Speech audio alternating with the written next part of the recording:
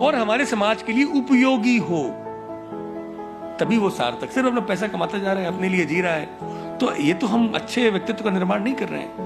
वो व्यक्ति, सब मनुष्य एक सामाजिक प्राणी है, उसको अपने आप को भी बनाना है और समाज को भी बनाना है, ये उसकी जिम्मेदारी है। और यही है वो भारतीय मूल्य, इसके बारे में मैं कह रहा हूँ। नमस्कार दर्शकों, बी न्यूज में आप सभी का स्वागत है। मैं हूं आप सभी के साथ दीक्षा।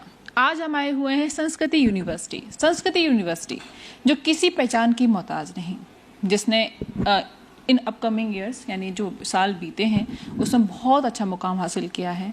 आज हर बच्चा संस्कृति यूनिवर्सिटी में पढ़ने की इच्छा रखता है। इसी के साथ हमारे साथ यहाँ के वाइस चांसलर यानी कि वीसी मौजूद हैं, जिनका नाम है तन्मय गोस्वामी। हेलो सर, अभी न्यूज़ आपका अभिनंदन करता है बहुत सारा। सर, सबसे पहले आपका इंट्रोडक्शन कि छोटी सी जर्नी छोटे शब्दों में बताइए। मूलतः तो हम लोग वृंदावन को बिलोंग करते हैं, लेकिन मेरा ग्रेजुएशन, मेरा पोस्ट ग्रेजुएशन, ये सब मणिपाल, उडुपी, दक्षिण भारत में हुआ। और वहाँ पर एकेडमिक रिसर्च और इंडियन मेडिकल सिस्टम, आयुर्वेदा के फील्ड में मैंने काफ़ी काम किया है। और उसके बाद में I have joined here as a Vice Chancellor in Sanskrit University, coming back to roots. तो मेन एक व्यक्ति का जो जीवन है वो शिक्षा और अध्ययन के क्षेत्र में और सेवा के क्षेत्र में जाए, ये मेरा स्वप्न रहा है। और ये सौभाग्य मुझे इस राधा कृष्ण की कृपा से यहाँ प्राप्त है। और हम इस कार्य को इस संस्कृति यूनिवर्सिटी में पूरी तरीके से तन मन धन से करते हैं। और जैसा कि हमारी यूनिवर्सिटी का नाम है संस्कृति यूनिवर्सिटी, तो आज के परिवेश में ही विश्वविद्यालय नहीं, विश्वविद्यालय तो भारत में तक्षशिला विश्वविद्यालय, नालंदा विश्वविद्यालय, ये तो परंपरा रही है। We are the founder of university system. लेकिन 1000 साल का वो एक कालखंड जिसमें कि हम लोगों को गुलामियों के दौर से गुजरना पड़ा, तो उस समय पर हमारे जीवन में शिक्षा का बहुत बड़ा एक डिबैकल हुआ, ह्रास हुआ।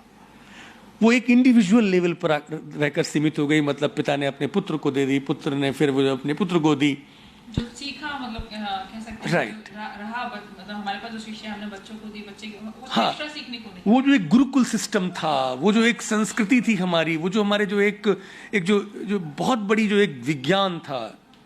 कहते हैं कि जब वो तक्षशिला विश्वविद्यालय का जब वो लाइब्रेरी पुस्तकालय जब जला है तो 3 महीने लगे हैं। तो ऐसी बड़ी ज्ञान का केंद्र भारत, जहाँ पर सारे विश्व के लोग पढ़ने आते थे, वो 1000 साल में डिस्टर्ब हुआ। But now time has changed, है ना। अब टाइम बदला है दोस्तों। अब लोग दोबारा भारत में आ रहे हैं पढ़ने के लिए। इसका एक बहुत अच्छा एग्जाम्पल है हमारी संस्कृत यूनिवर्सिटी। हमारे यहाँ हमारा उद्देश्य ही अपने व्रज प्रदेश में, अपने यहाँ के लोगों में एक क्रांति हो, शिक्षा की क्रांति हो, यह है। इसके साथ साथ भारत के हर प्रदेश से लोगों को हम शिक्षा दें। यही नहीं, सारे विश्व से, अभी हमारे यहाँ 17 देशों से, नाइजीरिया से, साउथ अफ्रीका की इतनी कंट्रीज से बहुत सारे स्टूडेंट्स हमारे यहाँ सीखने आते हैं। बायोकेमिस्ट्री में हैं, फिजियोथेरेपी के कोर्सेज में हैं, दिस फार्मास्यूटिकल कोर्स, फार्मेसी के कोर्स में है। तो हमारे यहाँ मैनेजमेंट के कोर्स हैं। हेल्थ सेक्टर में हम लोग आयुर्वेदा, जो इंडियाज़ हेरिटेज है, जो हमारी भारतीय धरोहर है, इंटेलेक्चुअल प्रॉपर्टी है, उसमें जो दक्षिण भारत ने अभी तक जो आयुर्वेद को अपना एक सिंबल बना के रखा था, दक्षिण भारत से ही हमने इसको उठा करके यहाँ पर एक पूरी स्थिति को प्रतिपादित, अच्छी तरह प्रतिपादित किया है, उसकी स्थापना की है। बहुत बढ़िया हमारा आयुर्वेदिक मेडिकल कॉलेज और हॉस्पिटल है और क्लिनिकल वेलनेस सेंटर है, बहुत हाई स्टैंडर्ड का। तो वो एक चीज़ अपने आप में ब्रज प्रदेश में एक अनोखी भेंट संस्कृति विश्वविद्यालय ने स्वास्थ्य के क्षेत्र में हम लोगों ने दी है, और कृषि के क्षेत्र में भी, एग्रीकल्चर में भी। देखिए, हमारे ब्रज प्रदेश में खारा पानी, भूमि, तो हम लोग यहाँ पर बहुत रिसर्च कर रहे हैं। देखिए, यूनिवर्सिटी के काम दो हैं। एक ऐसे नव युवकों का निर्माण, स्किल्ड पर्सनालिटीज का डेवलपमेंट। जब युवकों में एक स्किल आ जाती है तो वो अपने आप में चलते फिरते एक पावर होते हैं। विद्या ददाति विनयम, विनयम याति पात्रताम, पात्रत्वात् धनम आपनोति, धनात् धर्मम तत्सुखम। तो ये जो धर्म है उसका आधार ही विद्या है, धन उसका आधार भी विद्या है। Human beings are with knowledge. तो ये नॉलेज को हम देना, जैसे कृषि के क्षेत्र में, तो बच्चे ऐसे आए जिनके पास में स्किल हो, जिससे कि वो आगे चल करके उनका प्लेसमेंट बहुत अच्छा हो, उनको जॉब्स मिले यदि वो जॉब चाहते हैं, या वो खुद अपना काम करना चाहते हैं। तो हम उनको हमारी जो इंक्यूबेशन सेल्स हैं उनके माध्यम से हम उनको सपोर्ट करते हैं स्टार्टअप्स को ओपन करने में, तो वो अपना खुद एंटरप्राइज चला सकें। या यदि मान लीजिए वो अपने घर के परंपरा में कोई काम कर रहे हैं तो उसमें वो और योगदान दे सकें। तो एक ऐसे बढ़िया स्टूडेंट्स पढ़ करके जब बाहर आते हैं तो they are like a wonderful skilled personalities. इतना ही नहीं, ये तो कोई हार्ड स्किल, उसकी नॉलेज। एक और चीज होती है, that is soft skill, communicational language. मनुष्य और प्राणियों में अंतर यही है कि हमारे पास में कम्युनिकेशन की एक कला है। आप लोग तो, जो उनके पास नहीं है, आप लोग यही कार्य कर रहे हैं मास कम्युनिकेशन से, मीडिया के माध्यम से। तो ये जो एक कला है, हम अपनी यूनिवर्सिटी में, विश्वविद्यालय में सिर्फ इतना ही नहीं सिखाते हैं कि आप जो है कुछ ज्ञान ले लें या स्किल ले लें, बल्कि उनके अंदर सॉफ्ट स्किल भी पैदा करें कि कैसे करके कम्युनिकेट करें, कैसे एनवायरनमेंट में अपने आप को अच्छी तरह प्रेजेंट करें। तो वो एक चीज हम लोग बहुत दे रहे हैं। तो हमारे यहाँ जो एक व्यक्ति की केवल ज्ञान और वो स्किल ही ना मिले, बल्कि उसे व्यक्तित्व का निर्माण भी हो। इसके साथ साथ रिसर्चेस, अनुसंधान, हमारे यहाँ कौन कौन से, हमारी मिट्टी में वो कौन सी क्वालिटीज हैं। हमारी एग्रीकल्चर स्कूल जो है उसमें बहुत काम कर रहा है, कैसे करके हम इस मिट्टी को उपजाऊ बनाएं और यहाँ पर कैसे और कृषि हो। तो इस तरह की इसके साथ एक सवाल पूछना चाहूंगी। आप कह रहे हैं कि लोगों में सॉफ्ट स्किल्स जगाना या कृषि और स्वास्थ्य के प्रति लोगों को फोकस्ड करना, लेकिन जैसा हम देख पा रहे हैं कि भारत में जो बच्चे हैं, यानी उभरते हुए बच्चे हैं, वो बाहर जाके पढ़ने की कोशिश करते हैं कि हम बाहर चले जाएं। मेन जो कृषि पर और शायद मेरे हिसाब से आयुर्वेद पर कोई ध्यान नहीं देना चाहता, लगता है कि छोटा है लोगों के लिए जो सोचने वाले। लेकिन संस्कृति ऐसा क्या कर रही है जिससे लोगों को उस तरफ फोकस हो पाए? एक परिवर्तन आया है। देखिए, समाज में जिस चीज की डिमांड होगी, प्रकृति उस तरह की प्रेरणा देगी, उस तरह की शिक्षा के लिए व्यवस्थाएं पैदा कर देगी। Necessity is mother of invention. आवश्यकता आविष्कार की जननी है। हम वही देंगे जो समाज चाहेगा। कोविड का टाइम एक ऐसा टाइम था जिसने ये प्रूव कर दिया कि कन्वेंशनल एलोपैथिक सिस्टम कमजोर है। लोग तड़पते रहे, भागते रहे, क्या दवा मिल जाए, कुछ नहीं हो पाया। उस समय पर आयुर्वेद ने काम किया है। लोगों के मन में ये इच्छा ये विश्वास पैदा हुआ है कि कोई ऐसा नहीं कि एलोपैथी से काम होगा, कुछ और है जो ठीक कर सकता है। लोगों ने एलोपैथिक दवाइयों के साथ साथ सबने आयुर्वेद का सहारा लिया है। अब टाइम बदला है। हमारे अंदर एक सालों से जो ब्रिटिश टाइम ने जो एक काम किया था हमारी साइकी पर, हमारे मनोविज्ञान पर, ये अच्छा इंडियन है, भारतीय है, अच्छा आयुर्वेद है, अरे ठीक है, ये तो बेकार है ना। आज बदल गया। हाँ, we are 5th economy in the world. Very powerful nation now. Politically जो भी हो, दैट्स अ डिफरेंट थिंग, लेकिन इंडिया इज ग्रोइंग। इंडिया बहुत यंग कंट्री है, 70%, 60, at least 60% population of India is youth, youngsters हैं। ऐसे हाल में, ऐसी कंट्री में एजुकेशन यदि गड़बड़ हो गई तो सब खराब हो जाएगा। ये हम संस्कृति यूनिवर्सिटी में सबसे पहले इस चीज को मान के चल रहे हैं कि हमारा योगदान समाज में जो यंग जनरेशन है उसको सही तरह से बाहर लाके देना है।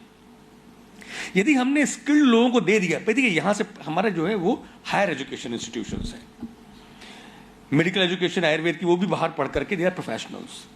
एग्रीकल्चर से भी दे बिकम प्रोफेशनल्स, मैनेजमेंट से दे बिकम प्रोफेशनल्स, फार्मेसी से they become professional. You know, सब जितने भी कोर्सेज है, फैशन डिजाइनिंग है, होटल मैनेजमेंट है, यू नो, इंजीनियरिंग है, तो जब वो बाहर आ रहा है व्यक्ति, तो वो उस सारी कंपनीज को ग्रो करने के लिए अच्छे मैन पावर चाहिए, स्किल्ड लोग, अच्छे व्यक्तित्व के लोग। जब वो मिल जाते हैं तो वो कंपनी जब अच्छा काम करेंगी तो भारत का निर्माण होगा, राइट। तो भारत को यदि उठना है तो अच्छे तरह के कंपनीज, अच्छे तरह के काम हो। काम कैसे होंगे? काम करने वाले के लिए वो लोग चाहिए। वो लोग कहां से आएंगे?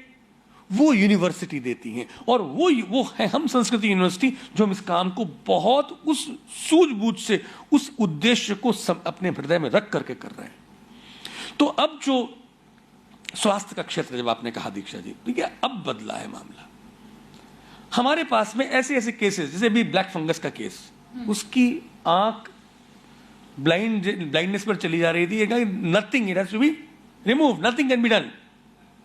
हमने ठीक किया है आयुर्वेद से। लीवर के केसेस जो बिल्कुल ठीक नहीं होते हैं, हमने ठीक किए हैं, और बहुत सस्ते दरों पर, मिनिमम कॉस्ट पर। जहां पर लाखों खर्च होता हो, उसको हम 1000, 100 के अंदर सीमित कर देते हैं। इसमें कोई शक ही नहीं है कि आयुर्वेद जो काम करता है वो कोई और मेडिसिन काम नहीं कर सकती। आयुर्वेद ऐसी चीज है जो आपको अंदर से उस बीमारी को निकाल कर लाती है और जड़ से खत्म करती है। लेकिन प्रॉब्लम मालूम कहां पर दीक्षा जी? प्रॉब्लम आयुर्वेद की नहीं है, प्रॉब्लम है आयुर्वेदिक डॉक्टर्स के अंदर। वही बात है, वो production of that great quality doctors, वो अभी तक नहीं था। अब समय बदला है, अब आयुर्वेदिक डॉक्टर्स बहुत कैपेबल हैं, और हमारे यहाँ जो आयुर्वेदा मेडिकल कॉलेज में डॉक्टर्स हैं वो पैन इंडिया के हैं, साउथ से हैं, महाराष्ट्र से हैं, best from South India, Kerala, Karnataka, Maharashtra. So we have faculty from not only local faculty, pan India है। सो ये जो इतने बढ़िया क्वालिटी ऑफ डॉक्टर्स आयुर्वेद के, हम लोगों का काम ही यही है कि हम अपने ब्रज क्षेत्र में हमने ये पता किया है कि भाई यहाँ पर कौन कौन से लोग बीमारियां हैं। गठिया लोग परेशान हैं, लीवर परेशान है। हम लोग भोजन प्रिय लोग हैं वृंदावन तो भोजन का स्थान है, सब लोगों को यहाँ पे तो प्रसाद है, खाना पीना है। सबका पेट खराब है, सब एसिडिटी की बीमार है, सब वो पेंटापराजोल सब खा रहे हैं। हम लोगों ने अभी अभियान चला रखा है और कर रहे हैं आगे भी, और आगे बहुत करेंगे। कैसे करके मेटाबॉलिक लीवर प्रॉब्लम को ठीक कर दिया जाए। सब ओबेस हो रहे हैं यहाँ पे, सबकी हेल्थ खराब हो रही है। क्या एलोपैथी में उस पर ध्यान दिया जाता है? नहीं। स्किन बहुत खराब हो रही है, खारा पानी है, स्किन सबकी ड्राई रहती है। हमारे पास में आयुर्वेदा में कॉस्मेटोलॉजी का इतना बढ़िया हमारा सेंटर है, हम बीमारियों को बिल्कुल ठीक कर देते हैं। तो वो हम उस तरह के डॉक्टर्स को बना रहे हैं, और वो डॉक्टर्स हमारे यहाँ सेवा दे रहे हैं। एग्रीकल्चर में हम उस तरह के स्टूडेंट्स की रिसर्च करवा रहे हैं कि वो आकर के सॉइल की क्वालिटी को अच्छा कर दें। वो सॉइल की क्वालिटी के हिसाब से वो कौन कौन से वो सीड्स हैं जो बेस्ट बन जाए और वो यहां पर काम कर सके। तो ये है मैनेजमेंट के मामले में कैसे करके हम यहाँ की अपनी जो लोकल जो छोटी छोटी जो कंपनीज हैं उनके संग जुड़ करके कैसे उनको मैनेजमेंट सपोर्ट दे सकें। देखिए, एक छोटे सी एक स्टेप ने, एक विश्वविद्यालय ने अपना जो संकल्प लिया है, इसके बहुत दूरगामी सुपरिणाम देखने को मिलेंगे। अभी तो ये प्रारंभ है, लेकिन ये आरंभ प्रचंड है। ये आरंभ बहुत सक्सेसफुल देने वाला है। आप देखेंगे कि संस्कृत यूनिवर्सिटी ब्रज प्रांत में, इस प्रदेश में ही नहीं बल्कि अखिल भारतीय स्तर पर ही नहीं, अंतर्राष्ट्रीय लेवल पर एक क्रांति इस रूप में तो देगी कि हम अच्छे से अच्छे व्यक्तित्व का निर्माण करके समाज को दे सकें। ये हमारा मूलभूत सिद्धांत है। सबसे अच्छी बात है यूनिवर्सिटी के अंदर यही होनी चाहिए कि वो एक, जैसा कि सर ने कहा, व्यक्तित्व को पहचान कर उसको कुछ बना सके। ये सबसे एक यूनिवर्सिटी की एक यही सही पहचान होती है। सर, सवाल एक और है इसी के साथ, यूनिवर्सिटी जैसा आपने कहा कि प्लेसमेंट और जॉब्स की बात हम कर रहे हैं, बच्चे जॉब्स की बात करते हैं कि हम इसमें जॉब मिल जाए, पर बिजनेस करने की बहुत कम लोग सोच पाते हैं, क्योंकि शायद से उनको लगता है कि बिजनेस करना इज रिस्क, बिजनेस रिस्क है। और एक नए नॉर्मली अगर मैं कहूँ तो वो लोग सोचेंगे कि एक परमानेंट एक जो मंथली इनकम जो आ रही है उससे अच्छा वो उसमें हम खुश हैं और वो ठीक है, चाहे वो नहीं टाइम तो बदला है, वो आप फिर कह रहे हैं टाइम बदला। पहले ये साइकिलिंग होती है, जैसे फैशन में होता है ना, बेल बॉटम से बैगी से फिर रेगुलर से फिर बेल बॉटम फिर बैगी फिर रेगुलर, वैसे ही समाज में भी ये जॉब और बिजनेस के बीच में एक शिफ्टिंग होती है। एक जमाना था जब लोग नौकरी को बड़ा बुरा समझते थे। तुम नौकरी कर रहे हो, नौकरी करोगे तुम, अपना काम करो, किसी के अंदर काम करना सही नहीं है। आप हमारे बाबा दादा लोगों के टाइम में चले जाएं तो उस जमाने में लोग नौकरी नहीं करते थे, लोग खींच खींच कर लाते थे कि भाई तुम लेक्चरर बन जाओ, तुम बैंक के मैनेजर बन जाओ, क्लर्क बन जाओ। कोई बनने को तैयार नहीं होता था। जब हिंदुस्तान आजाद होने के करीब 20 साल तक सेल्फ एम्प्लॉयमेंट ही भारत की वो थी, क्योंकि हम लोग अपना काम करते थे। एक बदलाव आया 75 के बाद में, 1975 के बाद में, और वो 2000 तक चला, मैं कहता हूं 2010 तक चला। जॉब ओरिएंटेशन, तब गवर्नमेंट जॉब का टाइम चला करीब करीब 90s तक। ये भी एक सवाल है सर, लोग गवर्नमेंट जॉब पे ज्यादा फोकस्ड हैं, उनको लगता है कि चलो ठीक है, लेकिन अब गवर्नमेंट ने रूल भी बदल दिए हैं, पहले से रूल्स नहीं रहे जी। अब पहले से पहले कहता कि सरकारी दामाद बन जाओ, आराम से मिलेगा, जब चाहो तब जाओ, छुट्टी ले लो। तो लोग जॉब ओरिएंटेड थे, वो भी सरकारी जॉब ओरिएंटेड थे। बाद में 90s में एक दौर आया IT का, उसमें लोग प्राइवेटाइजेशन पे आए, और क्योंकि सैलरी एकदम 1 लाख 2 लाख 3 लाख 10 लाख 20 लाख का पैकेज और फॉरेन कंट्री में जॉब्स का होना, तो वो एक रुझान था, सब इंजीनियर और IT में जाना सबका शुरू हुआ। उसके बाद में क्या एक समय आता है, नहीं सके, उसके बाद में एक समय आता है फिर अब सरकारी नौकरियों की तरफ लोगों का रुझान बना। अब सरकारी नौकरी और प्राइवेट नौकरी की बजाय अब न्यू जनरेशन में रिस्क टेकिंग कैपेसिटी आ गई है। वो कहता है नहीं, हम कुछ करेंगे, मुझे कुछ करना है। हमारे स्टूडेंट्स को मैं देखता हूं, वो अपने 2-2 3-3 फ्रेंड्स ग्रुप बना करके अपनी छोटी सी कंपनी लॉन्च करके we are training them to start projects, और वो कर रहे हैं। बच्चे ड्रोन के प्रोजेक्ट्स बना रहे हैं, वो छोटी छोटी चीजों के प्रोजेक्ट्स बनाते हैं, मेडिसिन में प्रोजेक्ट्स बना रहे हैं, इंजीनियरिंग में तो आप क्या प्रोजेक्ट्स बनाते हैं हमारे बच्चे। ये क्या होता क्या है कि देखिए, जब आप, अब ये वर्ल्ड जो है वो अब ग्लोबलाइज्ड हो गया है। अब यहाँ पर कुछ भी नेशनलाइज और लोकलाइज नहीं है, लोकल टू ग्लोबल है अभी सब कुछ। जो प्राइम मिनिस्टर मोदी का जो स्टेटमेंट रहा है, local to global, internationally acceptable standards जब हम पढ़ाएंगे अपने बच्चों को, हमारे संस्कृत यूनिवर्सिटी के जो स्टैंडर्ड्स हैं वो इंटरनेशनली एक्सेप्टेड स्टैंडर्ड्स हैं एजुकेशन में। तो जो बच्चे आ रहे हैं वो इंटरनेशनल नॉलेज, जो अमेरिका के बच्चे को नॉलेज होगी, हमारा एम है हमारे बच्चे को वो नॉलेज हो। It's not easy task. हमारी बेल्ट के बच्चों को उस लेवल पर लाना इतना आसान नहीं है, हमारे लिए एक चैलेंज है। कंस्ट्रेंट्स हैं हमारे इसमें इश्यूज हैं, लेकिन हमारा संकल्प है और संकल्प पे हम लोग कार्यरत हैं। अब टाइम क्या बदला है, एटलीस्ट क्लास में यदि 100 बच्चे हैं तो उन 100 में 10 तो ऐसे हैं जो एंटरप्रेन्योरशिप रखते हैं अपने अंदर, जो एंटरप्रेन्योर बनना चाह रहे हैं, and they have that leadership. वो उस क्षेत्र, वो नौकरी नहीं करना चाहते।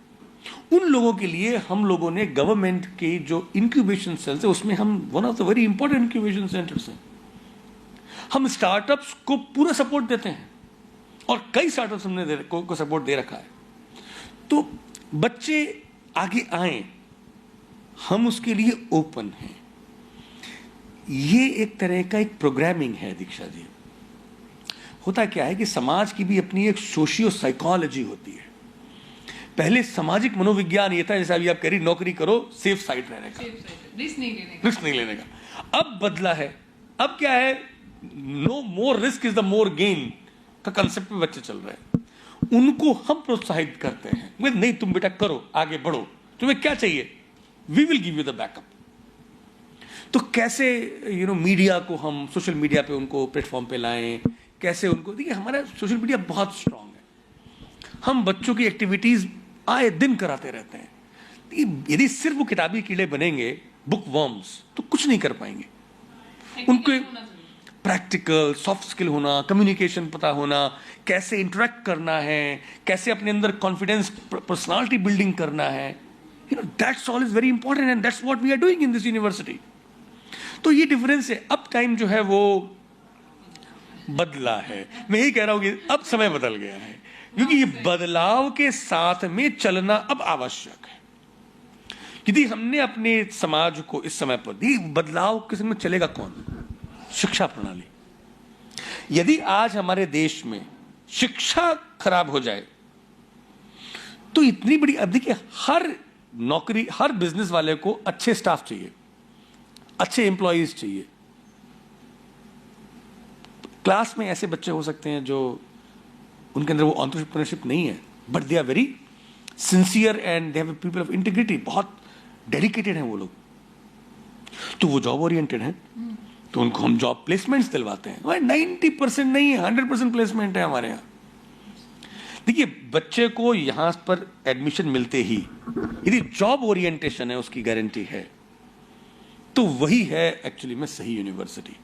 हमारे यहाँ बच्चा आया, कम से कम एक गारंटी तो है कि वो बाहर आएगा तो उसे खाली हाथ घूमना नहीं है, या तो वो जॉब, उसको जॉब प्लेसमेंट होगा, या हम उसको अपने बिजनेस के लिए स्टार्टअप्स में सपोर्ट करेंगे, या वो उसकी, यदि उसका अपना खुद का काम है, उसका पेरेंटल चल रहा है, हम उसको भी सपोर्ट करना चाहते हैं।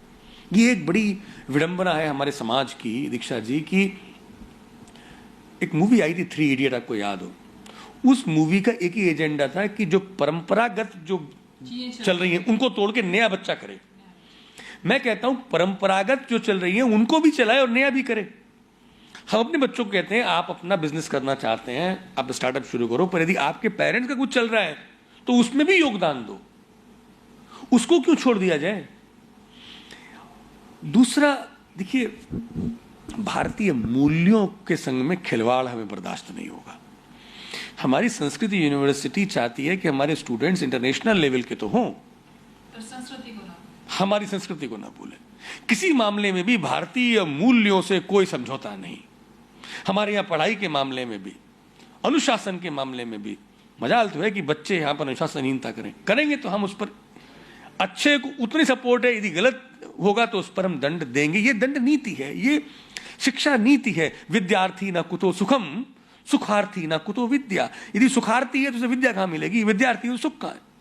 लेकिन अब क्या हो गया है, एयर कंडीशनड, हमारे यहाँ लैब्स एयर कंडीशनड है, हमारे यहाँ सेंटर एयर कंडीशन है, लेकिन अपने बच्चों को खराब नहीं करना चाहते। हम उनको ये जो आराम की जो जिंदगी है उसमें डाल करके अपाहिज नहीं बनाना चाहते। हमारे यहाँ सबसे इंपॉर्टेंट है वो बच्चा एजुकेशन के साथ साथ उसके अंदर संघर्ष को जीतने की कला हो, और वो भारतीय संस्कृति से संभव है। फॉरेनर्स को मैंने देखा है, go all around the world, वो जॉब चेंज करते हैं, वहां पर कहते हैं 3 W's are never fix, weather, wife and work. ये हम बदलते रहते हैं। वो वर्क बदलता रहता है हर साल में। वो आज बंदा इस जॉब में है, कल वो किसी और जॉब में जाता है, किसी और जॉब में जाता है, वो एक्सपीरियंस तो जिंदगी तो लेकिन उनकी वीक होती चली जाती है। जितना ज्यादा पेड़ डीप रूट होगा उतना ज्यादा पेड़ स्ट्रांग होगा। हम ये नहीं चाहते हैं कि बच्चा अपने फायदे के लिए, पैसे के लिए जंप करे, क्वालिटी करियर के लिए जंप करे। कुछ उसको जहां पर कुछ ऐसा मिल रहा हो कि उसका करियर ग्रोथ हो।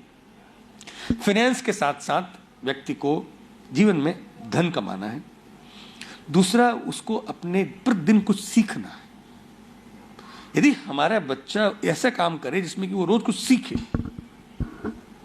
और वो धन भी कमाए और हमारे समाज के लिए उपयोगी हो, तभी वो सार्थक। सिर्फ अपना पैसा कमाता जा रहा है, अपने लिए जी रहा है, तो ये तो हम अच्छे व्यक्तित्व का निर्माण नहीं कर रहे हैं। वो व्यक्ति, सब मनुष्य एक सामाजिक प्राणी है, उसको अपने आप को भी बनाना है और समाज को भी बनाना है, ये उसकी जिम्मेदारी है। और यही है वो भारतीय मूल्य जिसके बारे में मैं कह रहा था। इस मूल्य को हम अपनी आधारभूत, अपनी उसमें शिक्षा प्रणाली का आधार सिद्धांत मान के रखते हैं। सर इसी के साथ एक और सवाल आपसे, आप बहुत अच्छा बोलते हैं, नो डाउट। सर आपने आपके जो सिद्धांत हैं उसको मैं समझ सकती हूँ, आपने बहुत कुछ किया है अपने लिए, अपने लोगों के लिए, इस यूनिवर्सिटी के लिए, लेकिन हर चीज़ के पीछे एक हाथ होता है, कि कौन है वो हाथ, बताना चाहेंगे? संस्कृति यूनिवर्सिटी की गंगोत्री, जो भागीरथ मैं कहूँगा, जिन्होंने गंगा को, ज्ञान रूपी गंगा को मथुरा के इस छाता स्थान में जहाँ पे स्थापित किया है, वो हैं आदरणीय डॉक्टर सचिन गुप्ता जी।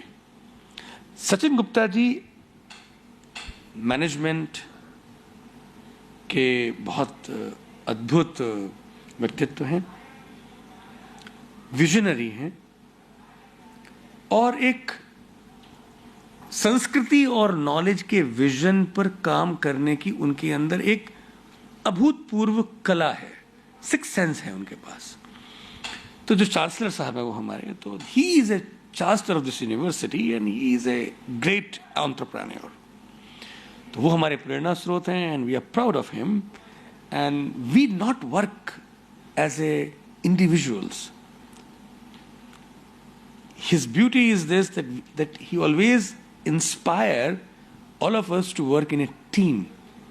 तो हम लोग एक टीम की तरह काम करते हैं। This is a education center where everybody is having their own autopilot mode system बना हुआ है, और इसीलिए हम लोग इतना अच्छी तरह से ग्रो भी कर रहे हैं, प्रोग्रेस भी कर रहे हैं और सक्सेसफुल भी हैं। कौन नहीं जानता उनके बारे में, संस्कृति यूनिवर्सिटी पहचानी जाती है उनके नाम से। सो संस्कृति यूनिवर्सिटी, ये थे vice chancellor Tanmay Goswami ji. And अभी उसकी यही कोशिश रहती है कि आपको हर चीज़ से मुखातिब करवाए, आप तक जोड़े। इसके बाद मैंने संस्कृति यूनिवर्सिटी के वाइस चांसलर यानी अभी न्यूज़ ने आपको उनसे मिलाया है। संस्कृति यूनिवर्सिटी एक ऐसी यूनिवर्सिटी है जहाँ पर संस्कारों के साथ साथ आपके उज्जवल भविष्य को भी संवारा जाता है। संस्कार बेस होते हैं और कहाँ तक आपको जाना है वो यहाँ पर सिखाया जाता है, चाहे वो बिजनेस हो, चाहे वो आपकी जॉब हो, 100% गारंटी के साथ, प्लेसमेंट गारंटी के साथ, जैसा कि सर ने हम सबको बताया है। आइए संस्कृति यूनिवर्सिटी में एडमिशन लीजिए और अपने भविष्य को उज्जवल बनाइए। बने रहिए अभी न्यूज़ के साथ। नमस्कार। Ranked among top 15 universities and endowed with the state-of-art infrastructure, Sanskriti focuses on innovation, research, skill and holistic development of students. No wonder Sanskriti has 91% placement record. Sanskriti University, for excellence in life.